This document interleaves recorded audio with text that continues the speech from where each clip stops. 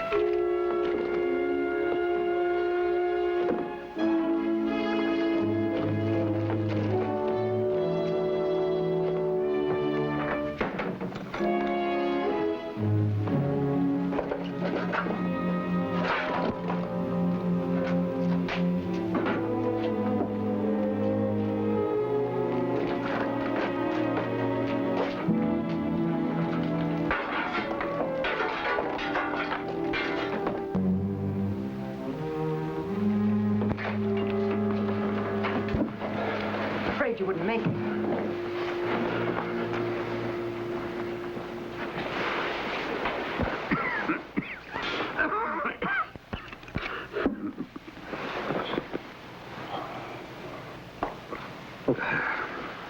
Now rest. The doctor ought to be here any moment. A doctor now? Just in case the exertion was too much. You think of everything, don't you? I have to if I'm going to be your alibi. Where is it? What happened? It didn't work out. Just as I was getting at the stuff, the night watchman heard me cough. And you ran like a rabbit. Anyway, they can't trace the briefcase to us.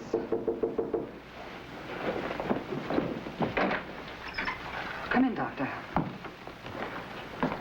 Well, let's have a look. Well, what about it, Doc? Well, more rest and stay off your feet as much as you can. Think a change of climate might work the trick? Of course. Of course. Mountain air. The Adirondacks, the very thing, if you can afford it.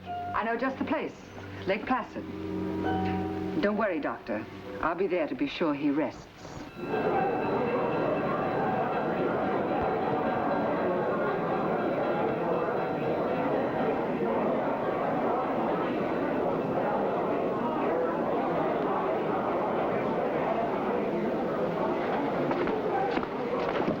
First, a payroll robbery. You lied. You did get the money. A guy like me has to be careful, or he winds up alone.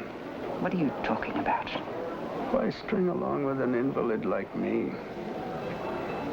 Your good looks, Henry. Where did you hide it? Don't you worry, baby. You take care of me, and I'll take care of you.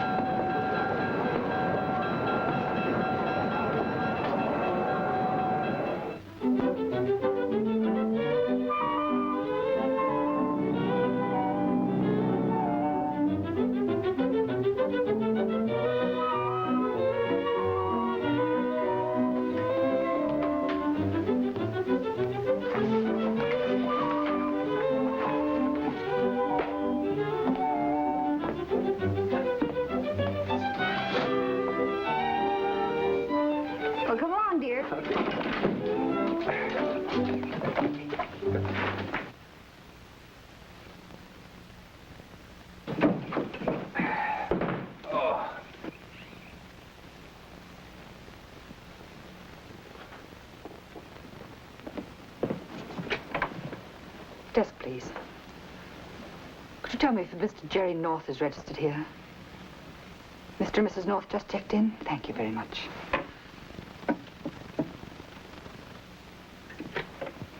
Operator, could you connect me with the... thought I told you to stay away from the phone. You're here for one thing, to take care of me. Now get that straight, to take care of me. Oh, stop acting. You better lie down for a while. I don't take orders from a dame just because she calls herself a nurse. No hospital would let you change the sheets.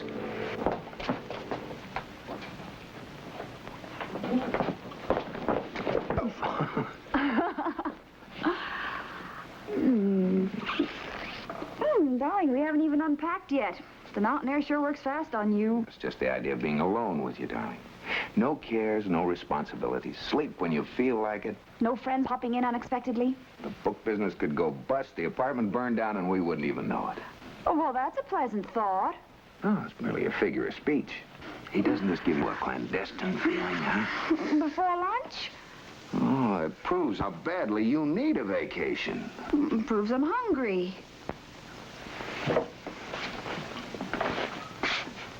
Who are you calling? Room service? We get lunch on the Sunday. Oh, this is the life. Oh. What are you staring at? Her. Betty! Jerry! You haven't changed a bit after all these years. You here on pleasure? No, on a case. Betty, I want you to meet my wife. Pam, this is Betty Ferris. She was a student nurse at the hospital when I had my appendix out. Oh, won't you sit down? I'm sorry, I have a patient. It's so nice seeing you again, Jerry, and meeting you, Mrs. North.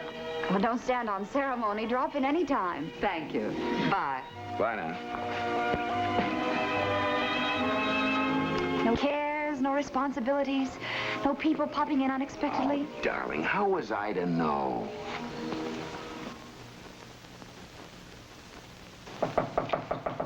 Who is it? Betty.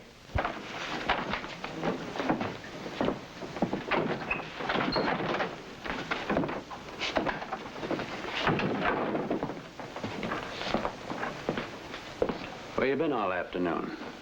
Had lunch at the lodge. I told you I would. Lunch takes 2 hours. What do you call that you've got on, a lunch frock? I thought I'd get some sun. I've been shut in so much of the time. Too bad about you. Too bad about us. We could be in Canada right now, having the time of our lives, if you'd only get that money. We've been over that. You know it isn't safe for me to go back for it yet. The cops would be sure to pick me up. I could go. Yes, I know. You'd be delighted to. And you'd keep right on going once you got your hands on it. Well, you don't know where the money's hidden, and that's the way it's going to be.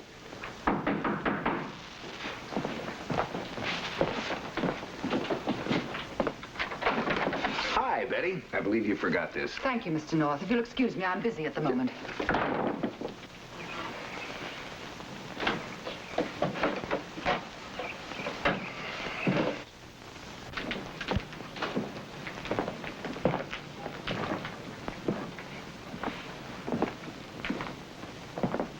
So you're shut in all the time. Had to get yourself some sunlight. Pick up a strange man, you mean? This was no strange man, and his wife's up here with him. Listen to me, or I'll walk out that door and never come back, and I mean it. Mr. North happens to be a former patient of mine. I sought him out, but only because he could help us. How? Let me tell you about Jerry North. He's a friend of the police, an influential citizen, and loves to play Good Samaritan.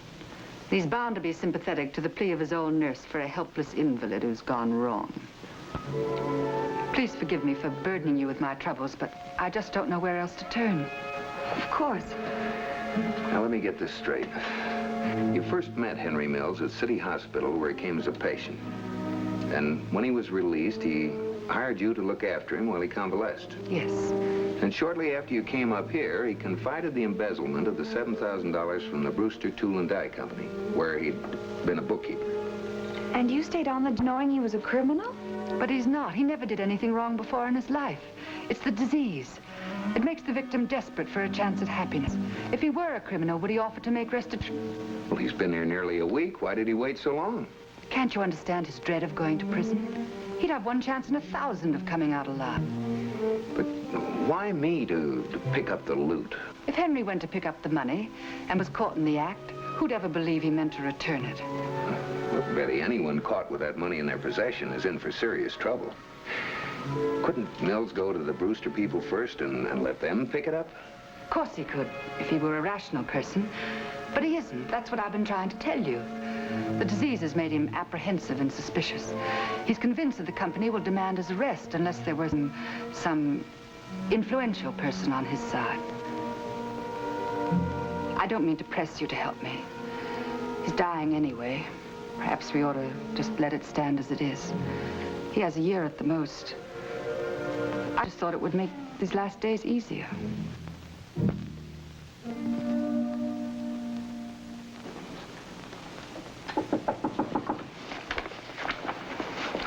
Is that you, Betty? Yes. Are you presentable? Yeah. You didn't tell me you had visitors. Oh, this is Mr. and Mrs. North, the couple I was telling you about. They want to help you. How do you do? How do you do? Who told you to tell them? You said I could, don't you remember?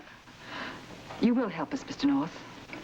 Well, I'm not sure Mills wants my help. Frankly, that's perfectly all right with me. I'm certainly not anxious to stick my neck out going after that money if he doesn't want any help. No, I do. I do, Mr. North. I feel better already knowing I'm in your hands. It's just this cough makes me crazy sometimes. Well, all right. Can you be ready to leave the first thing in the morning? Yeah. Well, it's late, Miss Ferris, and I'll work out the details. Just one question, Mills. Where did you hide the money?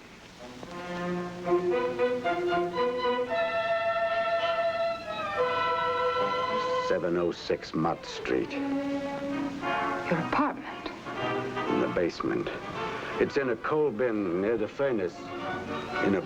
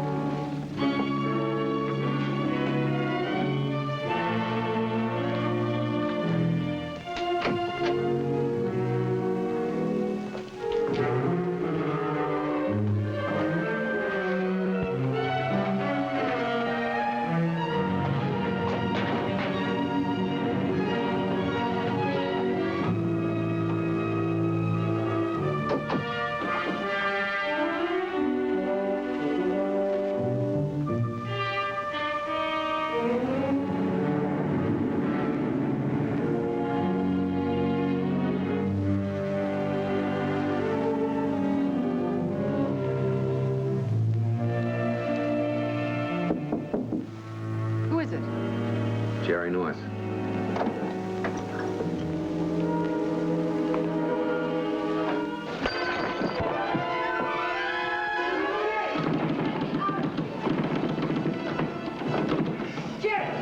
All right.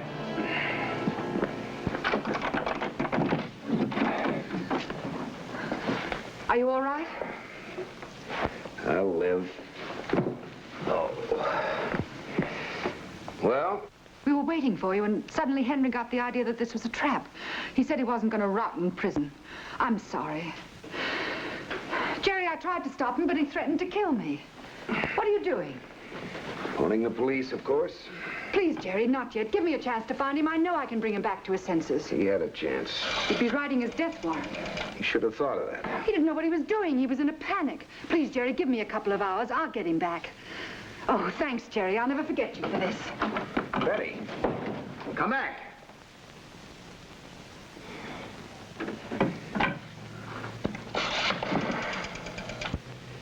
Operator, give me Lieutenant Wagon, police department.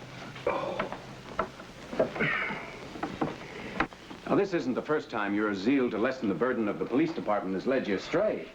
I don't doubt your intentions, Jerry, but good Lord, man, you weren't born yesterday.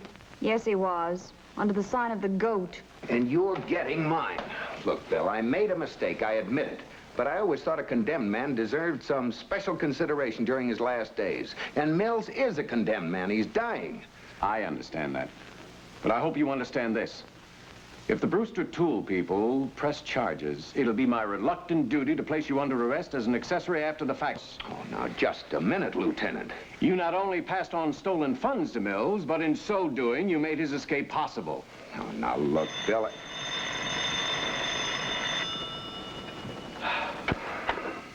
Hello.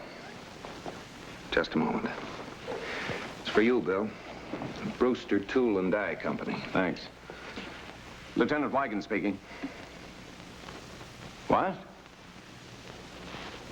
Yes, I see. Well, thank you very much. I'll go quietly. They have no record of the embezzlement. They double-checked. Maybe it's the wrong tool company. No. Henry Mills has worked for them, a bookkeeper.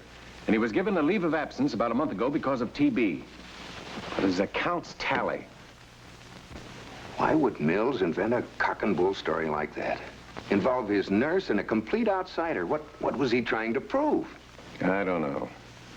But there's something very fishy about this whole thing. About a month ago, the Brewster Tool Company was robbed of...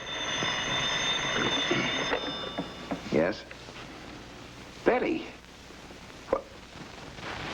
Oh, I'm sorry. Yes, I see. We'll be right down. Betty found Mills at the Cherry Lane Hotel near the Battery. He's dead. Lung hemorrhage. She has the money. She's holding it for it.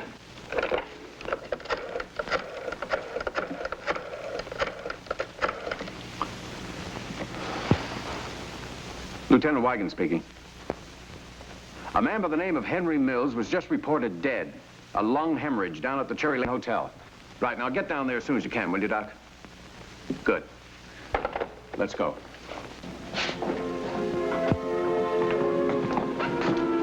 Oh, hello, Doc. Excuse me, kids. I want to talk to the doc a minute.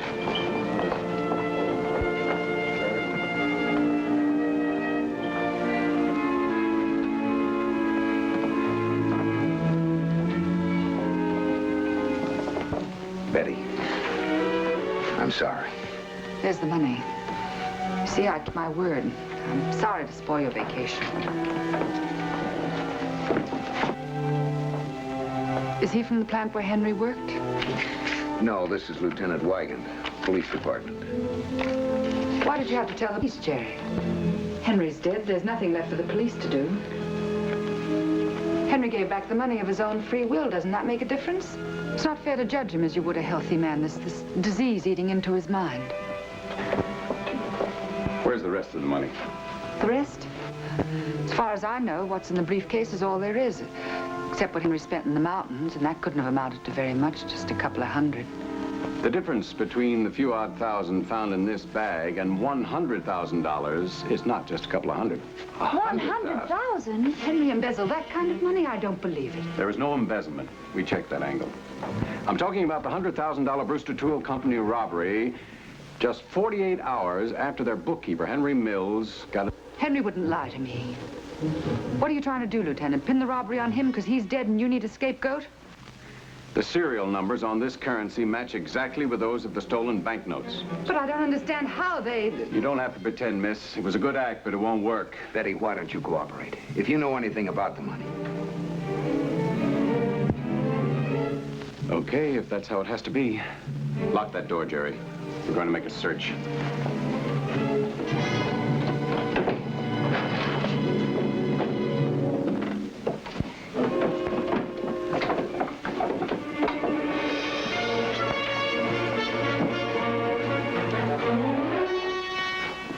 No ricks on your side either? Mm-mm. I've checked everything in there. Nothing. Yeah.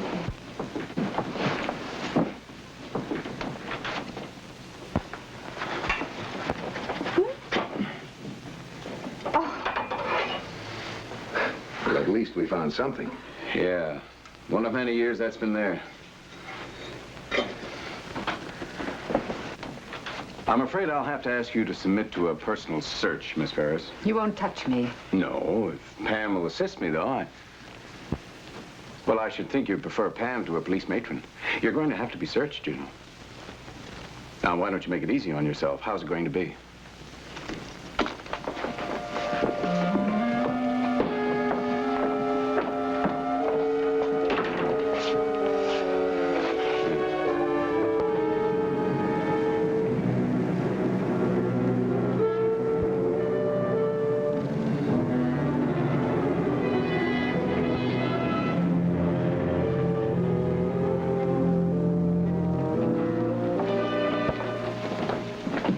enough? No, Bill. Don't you think this has gone about far enough?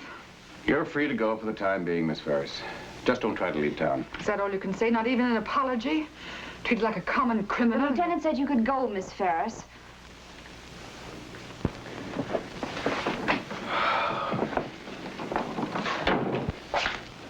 What do you do with a woman like that? She's lying about the money, of course, but it...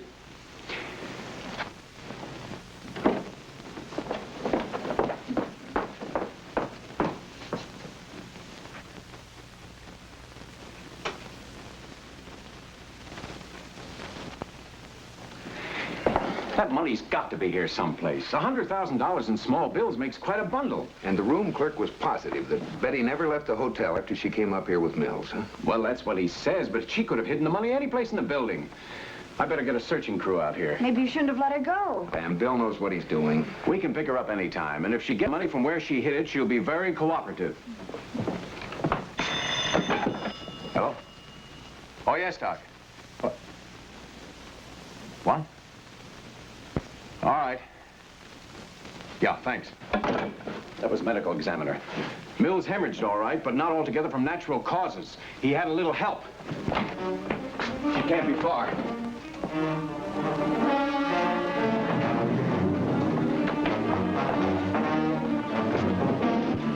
Well, she's on her way down. There's a staircase. Come on.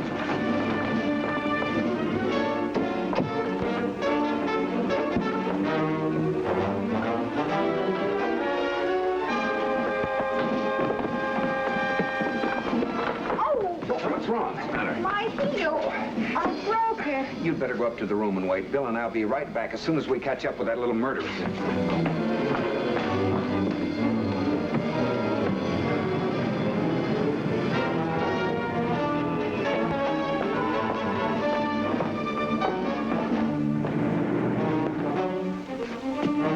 Betty, what are you doing here?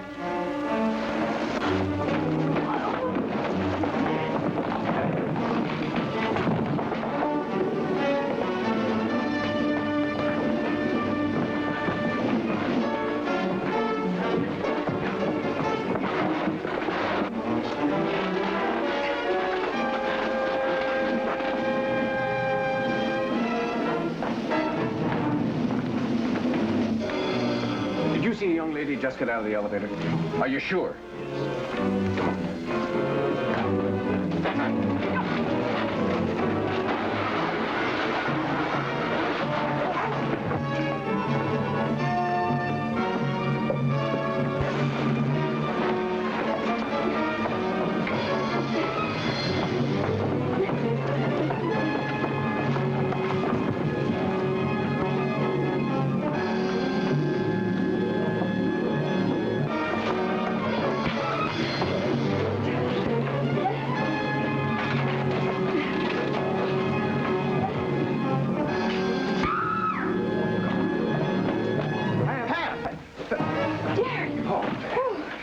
Darling, are you all right?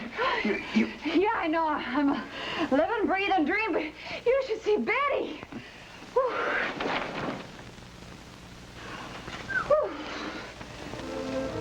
Open your mouth, Jerry. Hmm? Hey, what's the Keep big your mouth idea? shut, Jerry.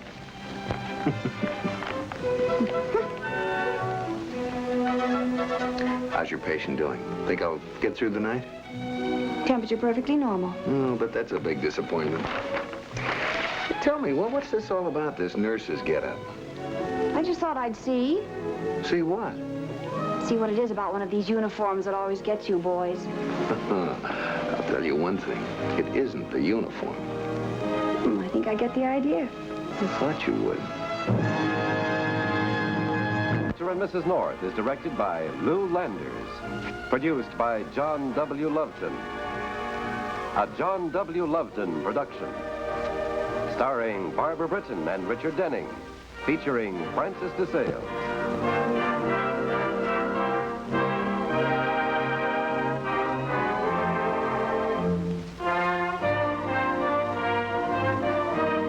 This has been a film presentation.